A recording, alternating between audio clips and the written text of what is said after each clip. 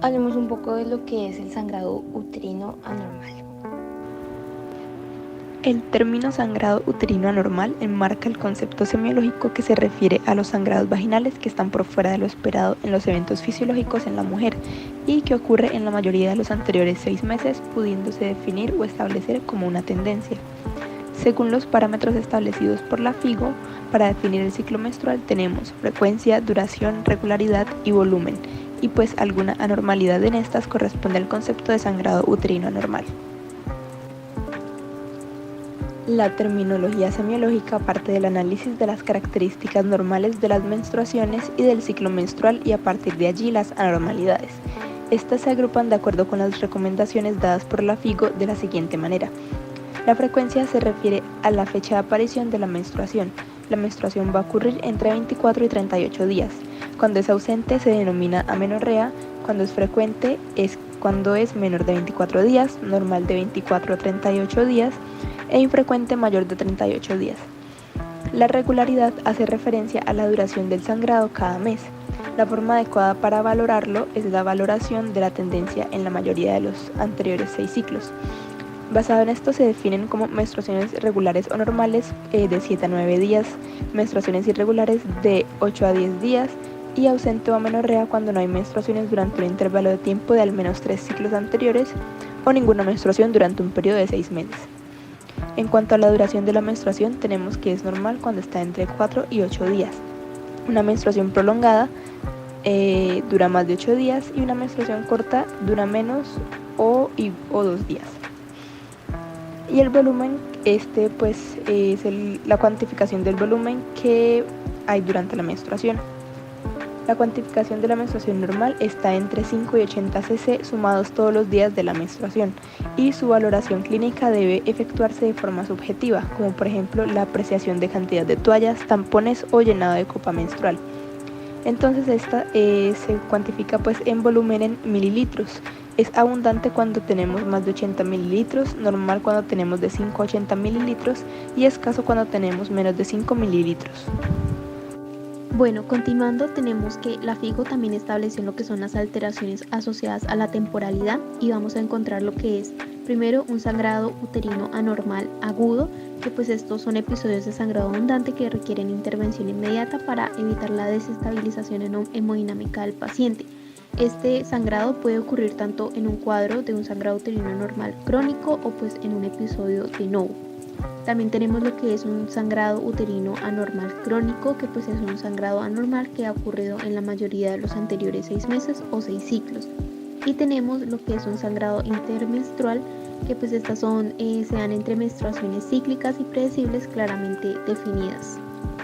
Bueno, en cuanto a la etiología, aquí la FIGO también desarrolló una clasificación para enfocar las causas del sangrado uterino anormal en la edad reproductiva. Esta está compuesta por 9 categorías y se utiliza una mnemotecnia compuesta por 2 palabras que son PALB y COIN. En cuanto a PALB, estas pues son alteraciones estructurales que pueden diagnosticarse visualmente con métodos diagnósticos o con histopatología. Y COIN es lo contrario, no se pueden diagnosticar visualmente con métodos diagnósticos o con histopatología. Bueno, iniciando con lo que son las alteraciones estructurales o pues lo que es la mnemotecnia PAL, iniciamos con la letra P, que es de pólipos endometriales. Tenemos que un pólipo endometrial corresponde a tumoraciones benignas que sobresalen al interior de la cavidad endometrial, o sea, estas son originadas en el endometrio y pues que se pueden ubicar en la cavidad endometrial o en el canal cervical. Pueden ser únicos, múltiples, sésiles o pediculados y siempre van a ser de un tamaño variable. El sangrado uterino anormal va a ocurrir en aproximadamente el 68% de los casos y es el síntoma de presentación más común para las mujeres con esta enfermedad. Además, también pues, los pólipos endometriales representan el 39% de todas las hemorragias vaginales anormales en mujeres premenopáusicas. En cuanto a su diagnóstico, tenemos que pues, se diagnostica principalmente con lo que es la ecografía vaginal y la histeroscopia. Continuando tenemos la A de adenomiosis, que pues esta se define como la presencia de tejido endometrial en pared muscular uterina. Esta clásicamente se diagnostica por histopatología, pero pues en la actualidad se utilizan criterios diagnósticos basados en imágenes ultrasonográficas, como lo es la ecografía transvaginal o pues también se puede utilizar lo que es la resonancia magnética. En cuanto a los síntomas, pues principalmente la paciente va a presentar lo que es dolor pélvico, infertilidad y un sangrado menstrual abundante. En cuanto a la letra L, es de leomiomas. Acá también se incluyen lo que son los miomas y los fibromas, que pues estos son tumores benignos fibromusculares del miometrio con frecuencia pues múltiples, que representan aproximadamente un 70% de los casos de sangrado uterino anormal.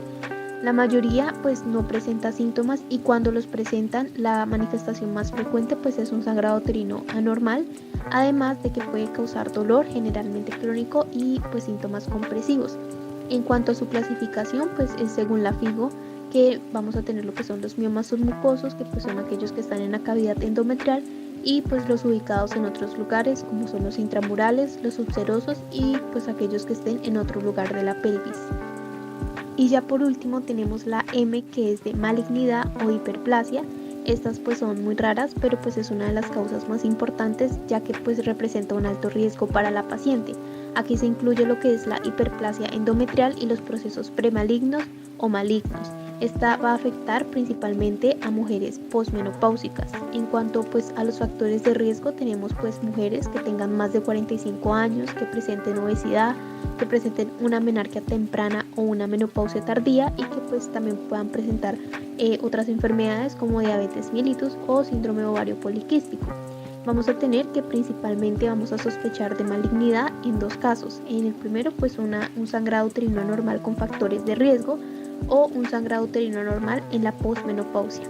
Bueno, dentro de las causas no estructurales tenemos la C de pues la palabra COIN, que hace referencia a coagulopatías.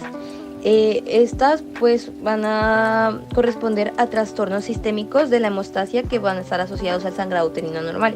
Entonces el trastorno más común encontrado pues es la enfermedad de von Willebrand, el cual pues se encuentra en el 13% de las mujeres con sangrado menstrual abundante, y esto se considera con una historia clínica estructurada que se puede diagnosticar el 90% de estos trastornos.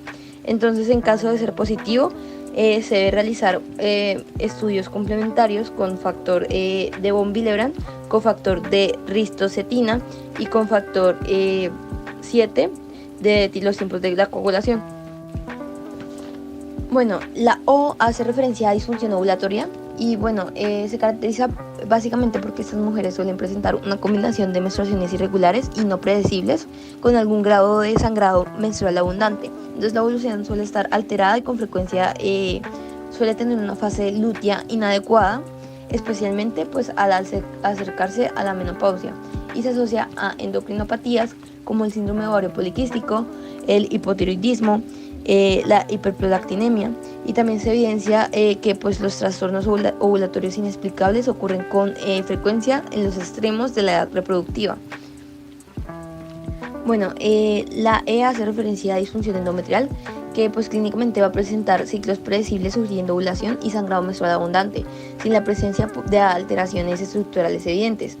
La causa generalmente es un trastorno primario endometrial a nivel de los mecanismos moleculares de la hemostasia, y pues existe una evidencia que demuestra deficiencias en la producción local de vasoconstrictores como la endotelina 1 y la prostaglandina F2-alfa.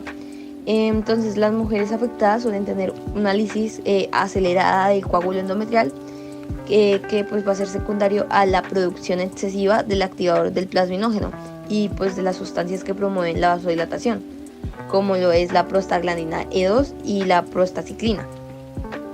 Bueno, entonces la iatrogenia es la que se produce con el uso de algunos de los dispositivos médicos o intervenciones farmacológicas que se pueden causar o contribuir a lo que sería el sangrado uterino anormal. Entonces estamos incluyendo a lo que serían los dispositivos intrauterinos como la T de cobre o liberador de levonorgestrel, o los medicamentos como los esteroides gonadales, las progestinas, los estrógenos y los andrógenos solos o combinados, ya sean orales, vaginales, dérmicos o parenterales. Y la N hace referencia a no clasificadas. Esas son causas que no van a estar clasificadas en otros grupos o entidades poco frecuentes, son raras o no están bien definidas. Entonces esto incluye malformaciones arteriovenosas, defectos de la cicatriz de una cesárea, como el isthmus L, las enfermedades hepáticas crónicas y pues la hipertrofia miometrial. Continuando con el diagnóstico, es importante pues saber que este inicia con un registro pues adecuado y preciso, tanto de las características del ciclo menstrual y de la nomenclatura que se explicó anteriormente de Palm y Cohen. Entonces la historia clínica pues debe ser un interrogatorio completo sobre las características del sangrado, los síntomas asociados, si la paciente ha presentado dolor o flujo vaginal, tanto los antecedentes personales y familiares, también historia sexual y reproductiva, y acá es fundamental pues siempre descartar la gestación, por lo cual pues va a ser necesario la prueba de embarazo. En cuanto al examen físico, debe ser completo, se deben buscar alteraciones como lo es el peso excesivo, síndrome de ovario poliquístico, como lo vendría a ser el hirsutismo, y también signos de enfermedad tiroidea o de resistencia de la insulina. Acá el tacto bimanual y pues la especuloscopia pues va a ser fundamental pues para lograr identificar lesiones. También pues dependiendo de la sospecha diagnóstica se deben realizar pruebas como lo serían el ultrasonido, la histeroscopia, pruebas de embarazo que también pues nos permiten determinar niveles de lo que es la HCG, también las biopsias endometriales, la función tiroidea, la prolactina y los tiempos de coagulación. En caso de que una paciente presente coagulopatías, pues se debe realizar todo lo anterior dicho y también pues se debe derivar a hematología. En cuanto al tratamiento, va a depender de las causas y se va a dividir tanto en agudo como en crónico. Entonces pues el tratamiento en un caso agudo, inicialmente pues se debe evaluar la estabilidad hemodinámica de la paciente, el estado de conciencia, también pues se pueden canalizar 2 venas periféricas y se va a iniciar lo que es el tratamiento hormonal. Acá lo que se recomienda es utilizar estrógeno intravenoso 25 miligramos cada 4 horas por 24 horas. También se suele utilizar lo que es el ES vía oral 1.25 miligramos más progestágeno vía oral 10 miligramos. Continuando con la siguiente línea está el ácido tranexámico, estas se dan 500 miligramos cada 6 horas y también pues podemos encontrar lo que es el tratamiento quirúrgico, que pues esto ya va a depender si se considera necesario o no. Acá pues se tiene en cuenta tanto el balón Foley intrauterino como la histerectomía.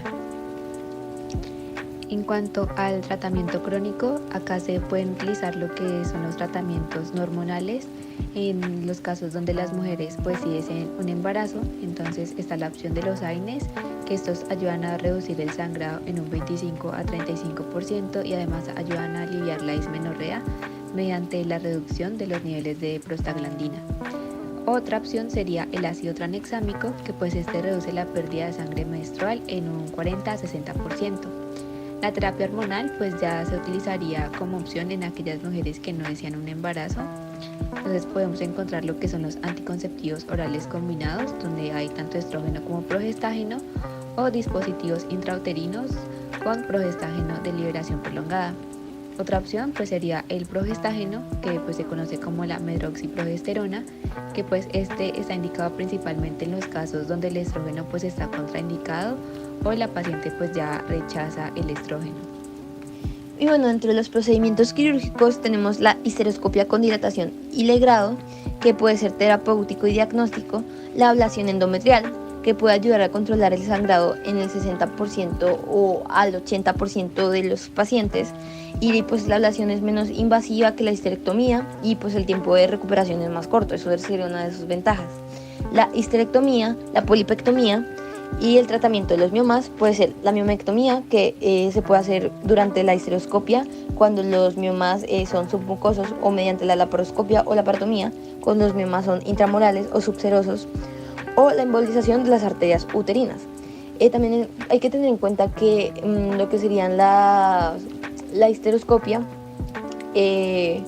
pues esa se da como en última instancia cuando el tratamiento, o bueno, cuando no existe ninguna otra alternativa para dar solución definitiva al problema del sangrado uterino. Y pues